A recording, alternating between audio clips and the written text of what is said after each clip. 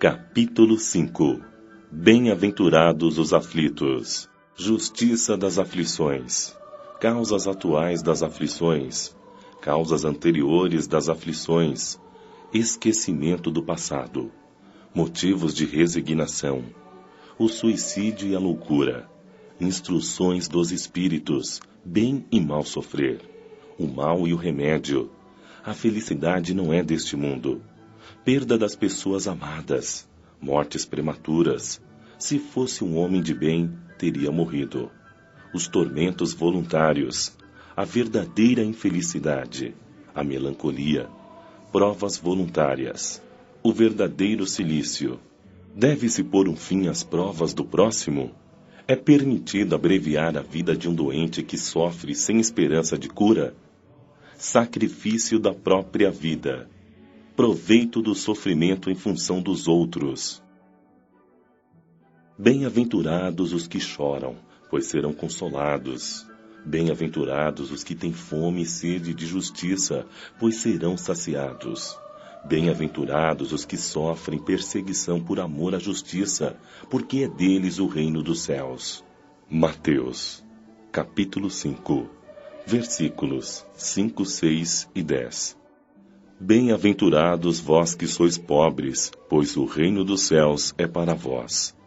Bem-aventurados vós que agora tendes fome, pois sereis saciados. Sois felizes, vós que chorais agora, pois rireis. Lucas, capítulo 6, versículos 20 e 21. Mas ai de vós ricos, que tendes vossa consolação no mundo. Ai de vós que estáis saciados, pois tereis fome. Ai de vós que rides agora, porque gemereis e chorareis. Lucas, capítulo 6, versículos 24 e 25. Justiça das aflições. As compensações que Jesus promete aos aflitos da terra somente podem realizar-se na vida futura. Sem a certeza do futuro, estes ensinamentos morais seriam um contrassenso, ou bem mais do que isso, seria uma enganação. Mesmo com essa certeza, fica difícil de se entender a utilidade do sofrimento para ser feliz. Disse que é para ter mais mérito, mas então surge a pergunta: por que uns sofrem mais do que os outros? Porque uns nascem na miséria e outros na riqueza, sem nada terem feito para justificar essa posição?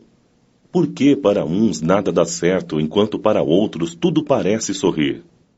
E o que ainda fica mais difícil de entender é ver os bens e os males tão desigualmente divididos entre viciosos e virtuosos, e ver os bons sofrerem ao lado dos maus que prosperam.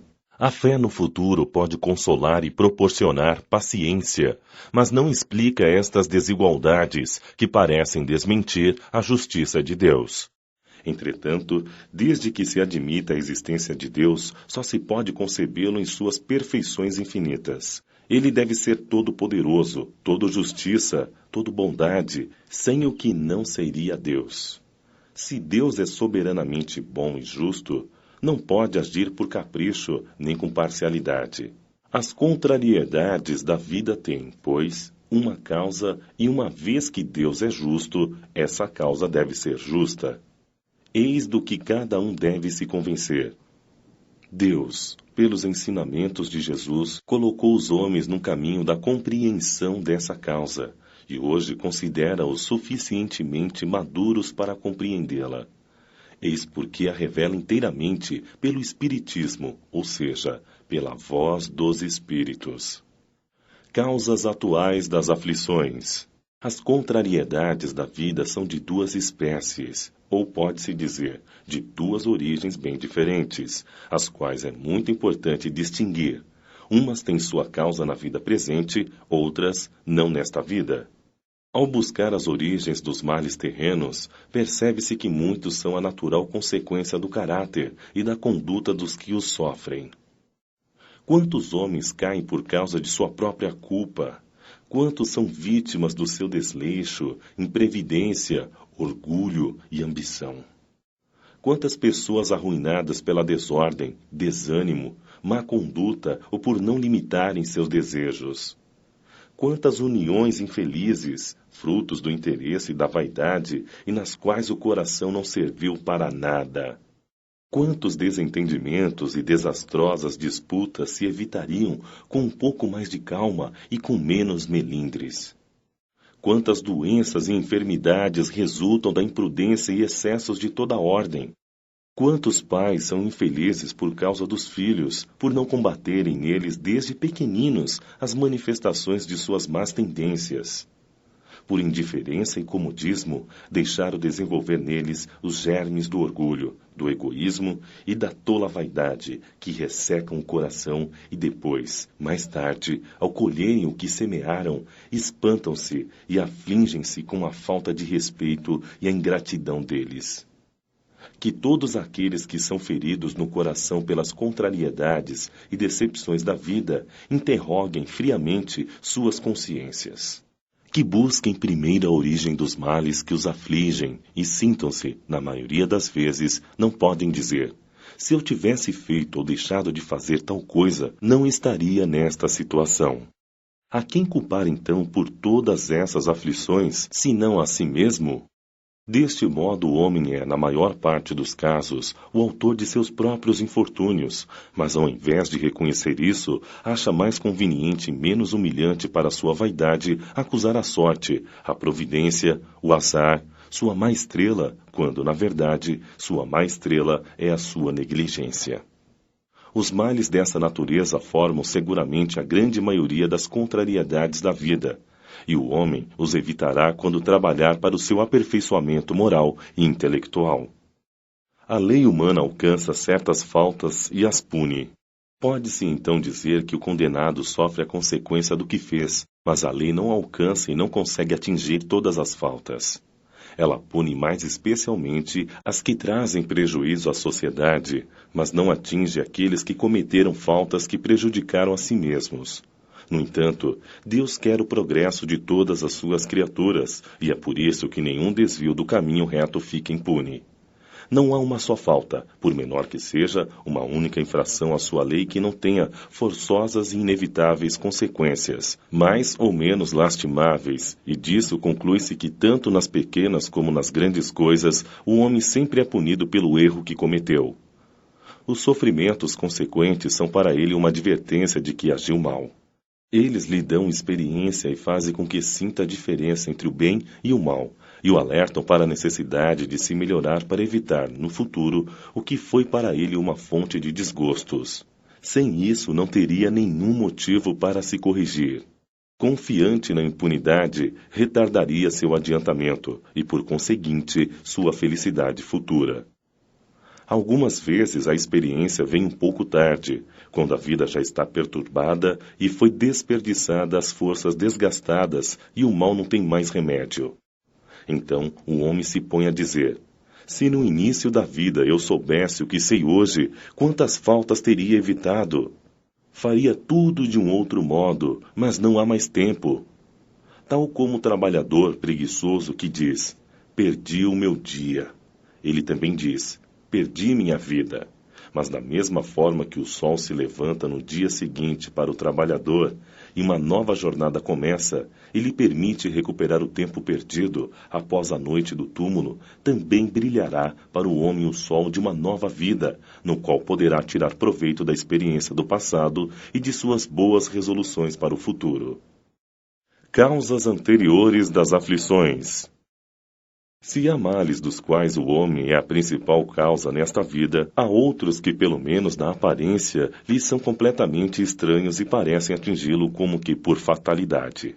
Tal é, por exemplo, a perda de seres queridos e dos que sustentam a família.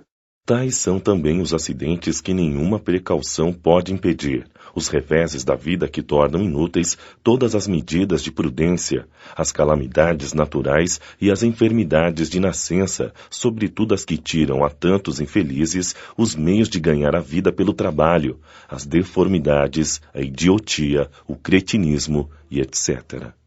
Aqueles que nascem nessas condições seguramente não fizeram nada nesta vida para merecer uma sorte tão triste, sem solução, sem reparação e que não puderam evitar, estando impossibilitados de as mudarem por si mesmos, e os que expõem à caridade Por que, então, seres tão desventurados e infelizes, enquanto ao seu lado, sob o mesmo teto, na mesma família, outros tão favorecidos sob todos os aspectos? Que fizeram essas almas que acabam de sair das mãos do Criador para suportar tantas misérias aqui na terra e merecer no futuro ou uma recompensa ou uma punição qualquer, se não fizeram nem o bem e nem o mal? Entretanto, em virtude do princípio de que todo efeito tem uma causa, essas misérias são um efeito que deve ter uma causa. E desde que se admita um Deus justo, essa causa deve ser justa. Portanto, como a causa vem sempre antes do efeito, se não está na vida atual, deve ser anterior a esta vida, ou seja, está numa existência anterior. É certo que Deus não pune o bem que se faz e nem o mal que não se faz. Se somos punidos, é porque fizemos o mal. Se não o fizemos nesta vida, seguramente o fizemos em outra. É uma conclusão da qual é impossível fugir e que demonstra a lógica da justiça de Deus. O homem nem sempre é punido ou completamente punido em sua existência presente, mas nunca escapa às consequências de suas faltas. A prosperidade do mal é apenas momentânea. Se não for punido no hoje, o será no amanhã, e sendo assim, aquele que sofre está espiando os erros do seu passado. A infelicidade, que à primeira vista nos parece merecida, tem, pois, sua razão de ser. E aquele que sofre pode sempre dizer: perdoai-me, Senhor, porque errei.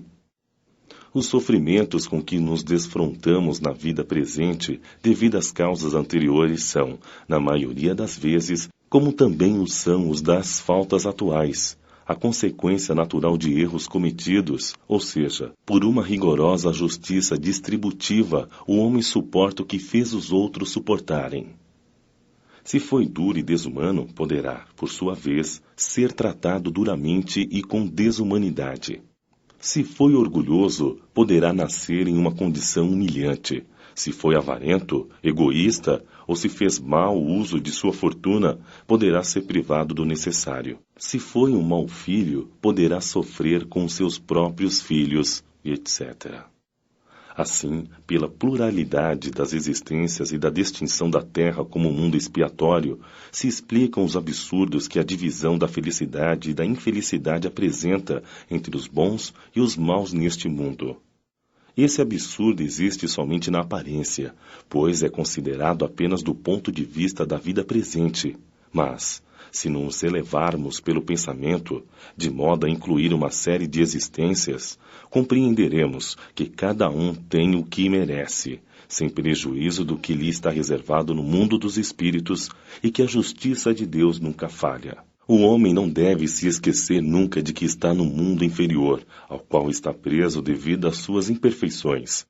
A cada contrariedade ou sofrimento da vida deve de ser de si para si mesmo que, se estivesse no mundo mais avançado, isso não aconteceria e que depende dele não retornar a este mundo, trabalhando por sua melhoria. As atribulações da vida devem ser impostas aos espíritos endurecidos, isto é, teimosos no mal ou muito ignorantes, ainda incapazes de fazer uma escolha consciente, mas são livremente escolhidas e aceitas pelos espíritos arrependidos, que querem reparar o mal que fizeram e tentar fazer o bem, a exemplo daquele que, tendo feito mal sua tarefa, pede para recomeçá-la, para não perder o fruto do seu trabalho. Essas aflições são, ao mesmo tempo, expiações do passado, que nos castigam, e provas que nos preparam para o futuro. Rendamos graças a Deus que, em sua bondade, dá ao homem a oportunidade da reparação e não o condena irremediavelmente pela primeira falta. Entretanto, não se deve pensar que todos os sofrimentos suportados neste mundo sejam necessariamente a indicação de uma determinada falta. São, na maioria das vezes, provas escolhidas pelo Espírito para concluir sua purificação e apressar seu progresso. Assim, a expiação serve sempre de prova, porém a prova nem sempre é uma expiação. Contudo, provas e expiações são sempre sinais de uma relativa inferioridade, pois o que é perfeito não tem mais necessidade de ser provado. Um espírito pode ter adquirido um certo grau de elevação, mas, querendo avançar ainda mais, solicita uma missão, uma tarefa a cumprir, da qual tanto mais será recompensado se sair vitorioso, quanto mais difícil tiver sido a luta para vencê-la. Tais são essas pessoas de tendências naturalmente boas, de alma elevada, que têm nobres sentimentos, que parecem não ter trazido nada de mal e de sua existência anterior e que suportam com uma resignação cristã as maiores dores, pedindo a Deus coragem para suportá-las sem lamentações. Ao contrário, podem-se considerar como expiações as aflições que provocam queixas e lamentos e fazem o homem se revoltar contra Deus. Sem dúvida, o sofrimento sem lamentações pode ser uma expiação, mas é um sinal de que foi escolhido voluntariamente e não imposto. É uma prova de uma firme decisão e que é um indício de progresso. Os espíritos só podem alcançar a perfeita felicidade quando são puros. Qualquer impureza lhes impede a entrada nos mundos felizes. É como se fossem os passageiros de um navio atingido pela peste, aos quais a entrada numa cidade é interditada até que eles estejam descontaminados, purificados. Nas suas diversas existências corporais é que o espírito se livram, pouco a pouco, de suas imperfeições. As provas da vida fazem avançar quando são bem suportadas. Como expiações, elas apagam as faltas e purificam. São os remédios que limpam a chaga e curam o doente. E quanto maior o mal, mais o remédio deve ser eficiente. Aquele, pois, que sofre muito deve dizer que tinha muito a expiar e se alegrar de ser curado logo. Depende dele, de sua resignação, tornar esse sofrimento proveitoso e não perder o seu fruto pelas lamentações. Caso contrário, terá de recomeçar.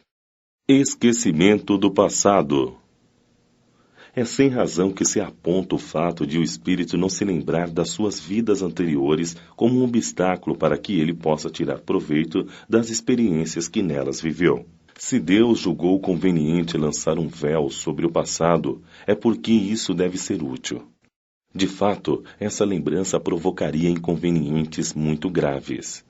Poderia, em alguns casos, nos humilhar muito, ou ainda excitar nosso orgulho e, por isso mesmo, dificultar nosso livre-arbítrio. Em outros casos, ocasionaria inevitável perturbação às relações sociais. Muitas vezes, o espírito renasce no mesmo meio em que já viveu e se encontra relacionado com as mesmas pessoas, a fim de reparar o mal que lhes tenha feito. Se reconhecesse nelas as que odiou, talvez seu ódio se revelasse outra vez, e sempre se sentiria humilhado diante daqueles que tivesse ofendido. Para o nosso aperfeiçoamento, Deus nos dá precisamente o que necessitamos e nos é suficiente. A voz da consciência em nossas tendências instintivas e nos tira o que poderia prejudicar-nos. O homem traz, ao nascer, aquilo que adquiriu. Nasce como se fez. Cada existência é para ele um novo ponto de partida. Pouco lhe importa saber o que foi. Se está sendo punido, é porque fez o mal. Suas más tendências atuais indicam-lhe o que deve corrigir em si mesmo, e é nisso que deve concentrar toda a sua atenção, já que o que for completamente corrigido nenhum traço deixará. A voz da consciência o adverte do bem e do mal, e para que tome boas resoluções, ele dá as forças para resistir às más tentações. Além disso, esse esquecimento acontece apenas durante a vida corpórea. Ao voltar à vida espiritual, o espírito readquire a lembrança do passado. Trata-se apenas de uma interrupção temporária, tal como acontece na vida terrena, durante o sono, e que não nos impede de lembrar no dia seguinte o que fizemos na véspera e nos dias anteriores. Mas não é apenas depois da morte que o espírito recobra a lembrança de seu passado. Pode-se dizer que ele nunca perde, pois a experiência prova que, quando encarnado, durante o sono do corpo, ele goza de uma certa liberdade e tem consciência de seus atos anteriores. Ele sabe por que sofre e da justiça desse sofrimento. Assim, ele pode adquirir novas forças nestes instantes do sono do corpo, da emancipação da alma, desde que saiba aproveitar esses momentos dos quais guardará uma leve lembrança, que se apagará durante o dia para não lhe causar sofrimento e não prejudicar suas relações sociais. Motivos de resignação. Por estas palavras, bem-aventurados os aflitos, pois serão consolados. Jesus indica, ao mesmo tempo, a recompensa que espera os que o sofrem e a resignação que os faz compreender o porquê do sofrimento como o início da cura.